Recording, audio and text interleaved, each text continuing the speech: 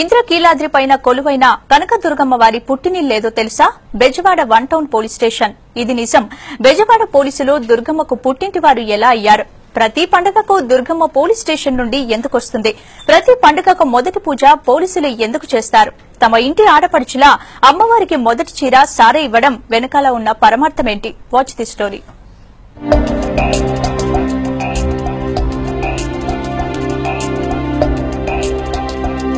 దసరా ఉత్సవాలు బెజవాడ ఇంద్రకీలాద్రిపై ప్రారంభమవటానికి ముందు రోజే 1 టౌన్ పోలీస్ స్టేషన్ లో హడావిడి మొదలవుతుంది.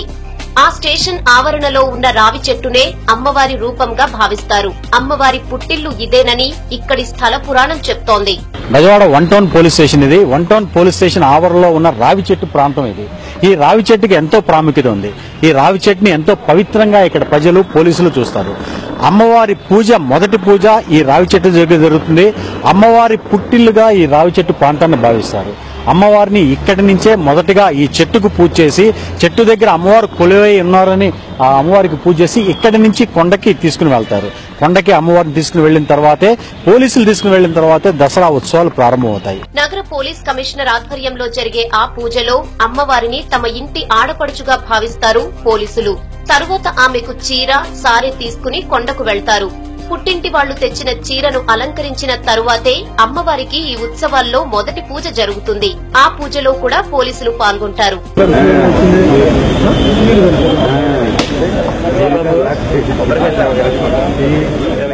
ఆయన కళలో కనిపించి ఇంద్రకీలాద్రి ప్రతిష్ఠించినట్టు ఆ రోజు నుంచి వారు కనదుర్గ అమ్మవారు పోలీసులు యొక్క ఆడపడుచుగా గుర్తించి, పోలీసు వారు ఇచ్చినటువంటి మొదటి చీరని అమ్మవారికి అలంకరించిన తర్వాత, పోలీసు వారికి మొదటి దర్శనం ఇచ్చిన తర్వాతనే ఉత్సవం స్టార్ట్ అవుతున్న ప్రతిదీ ఆనాటి నుంచి ఈనాటి వరకు విధిగా జరుగుతుంది.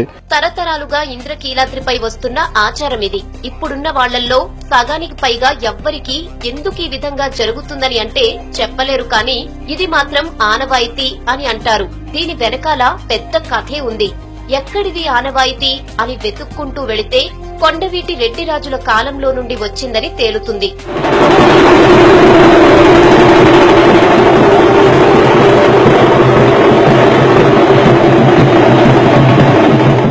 అప్పట్లో బెజవాడ అనే పట్టణమే లేదు. అప్పుడది అటవీ ప్రాంతం. కృష్ణానది ఒడ్డున జాలర్లపల్లె మాత్రమే ఉండేది. అక్కడి కొండ మీద విధులు నిర్వహిస్తున్న మంగయ్య అనే సిపాయికి అక్కడే రాళ్లల్లో అమ్మవారి విగ్రహం కనిపించిందట. అదేంటో తెలియని సిపాయి ఆ శిలారూపంలో ఉన్న ఆ విగ్రహాన్ని అక్కడే వదిలేసి ఇంటికి వెళ్లిపోయాడట. అయితే ఆ సిపాయి కూతురికి అమ్మవారు పూని, నేను కనకదుర్గను, ఇదే నా పుట్టిల్లు అని చెప్పిందట. అప్పట్నుంచి సిపాయిలుండే భవనమే దుర్గమ్మ పుట్టిల్లు అయిందని చెప్తారు. మంగయ్య అనేటువంటి ఒక వ్యక్తి తాను కూర్చుని చేస్తున్నటువంటి సమయంలో అమ్మవారి యొక్క రూపం ప్రేమేపి ఏ రోజుకు ఆ రోజు తీస్తుంటే అతనిలో ఒక విచిత్రమైనటువంటి సంఘటన ఏర్పడింది. ఏంట్రా మనం ఈ విధంగా తీస్తున్నటువంటి సమయంలో ఈ అమ్మ రూపం బయటపడుతుంది, ఏంటి ఈ విధంగా ఉన్నది అని పూర్తి స్థాయిలో ఆ రూపాన్ని తొలగించాడు. మెల్లమెల్లగా తొలగించినటువంటి సమయంలో అమ్మ రక్షక భటుడుగా ఉన్నటువంటి అతని చేత బయటపడింది. కాబట్టి ఆ తల్లి ఇంటికి రాగానే మంగయ్య కూతురు ఆవిడ ఇంటి దగ్గర నుంచి అమ్మలో కైంకర్యం అయిపోయిందనేటువంటి శాస్త్రం ఒకటి ఉంది. వందల వేల సంవత్సరాలు గడుస్తున్నా, రాజులు రాజ్యాలు మారినా, పల్లె పట్టణమైనా, పట్టణం నగరమైనా, సిపాయిలు బ్రిటిష్ పోలీసులుగా, బ్రిటిష్ పోలీసులు స్టేట్ పోలీసులుగా మారినా ఈ ఆనవాయితీ మాత్రం మారలేదు. కొండ ఉన్న 1 టౌన్ ప్రాంత పోలీస్ స్టేషన్ అమ్మవారి పుట్టిల్లుగా మారింది. అక్కడ ఉన్న రావి చెట్టును ఆమె రూపంగా కొలుస్తారు. నిత్య పూజలు జరుగుతాయి. దసరా ఉత్సవాల ముందు పుట్టింటి నుండి కొండకెళ్లి పూజలందుకుని చివరి రోజు తెప్పోత్సవం ముగిసిన తర్వాత తిరిగి పుట్టింటికి వచ్చి కాస్త సేద తీరి మరలా చీర, సారె తీసుకుని అమ్మవారు కొండెక్కుతారు.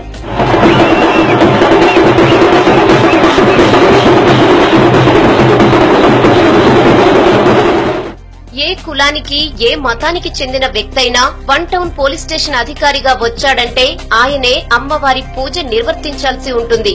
అదేవిధంగా గతంలో అనేక ముస్లిం, క్రిస్టియన్ అధికారులు సైతం ఈ ఆనవాయితీని కంటిన్యూ చేశారు. అమ్మవారి పుట్టింటి మనుషులుగా ఆమె వెంట నడిచారు.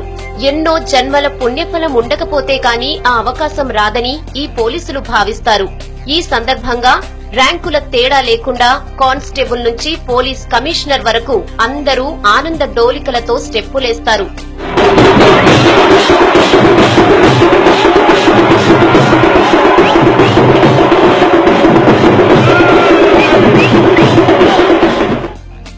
ఆనవాయితీ పోలీసుల నుండి తీసుకోవటానికి గతంలో అనేక వ్యాపార వర్గాలు, రాజకీయ ప్రముఖులు ప్రయత్నించి అమ్మవారి ఆగ్రహానికి గురయ్యారని చెప్తారు. తాము కాకుండా మరెవ్వరూ ఈ ఆనవాయితీని పాటించాలని చూసినా అమ్మవారి ఆగ్రహానికి గురికాక తప్పదంటున్నారు పోలీసులు. అయితే కూడా దానికి కూడా సాయంత్రం 6 గంటలకే పోలీసు వారినే యూనిఫామ్ మీద వస్తున్నారు. పోలీసు వారే భక్తిగా ఉండి అమ్మవారిని దింపి నగరం మొత్తం ఊరేగించి పైకి తీసుకెళ్లి అమ్మవారి స్థానంలో ఉంచుతున్నారు. అది ఎవరికి పోలీసుకే దక్కింది. పబ్లిక్ ఎవరు కూడా వచ్చేసి పట్టుకోవడం కానీ లేకపోతే ఇంకోటి కానీ అవకాశం లేదు. అది మాకు దక్కిన గౌరవం. పోలీసు అనేది ఎందుకు అమ్మవారికి ఉన్న అవినావ సంబంధం ఏంటంటే అదే నిదర్శనం. ఇంకా మీకు మేము ఇక్కడికి ఈ ఉద్యోగంలో పోలీసు ఉద్యోగంలోకి వచ్చి 7 years అవుతుంది సార్.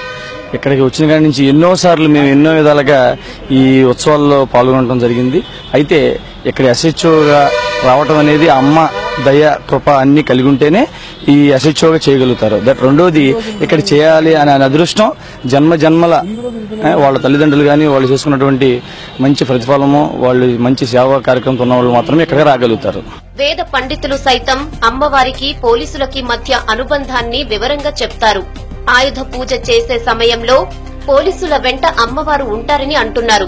దసరా పండక్కి పుట్టింటికి కూతురు వస్తే తండ్రి ముఖంలో కనపడే ఆనందం వ్యక్తమవుతుంది పోలీసుల్లో.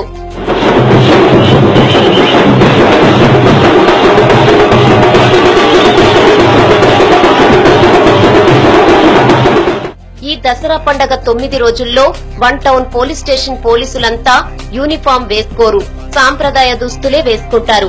అలాగే ఈ పోలీసుల ఇళ్లల్లో నాన్ వెజ్ వండరు, నేల మీదనే నిద్రపోవడం లాంటి ఆచారాలు కూడా పాటిస్తారు.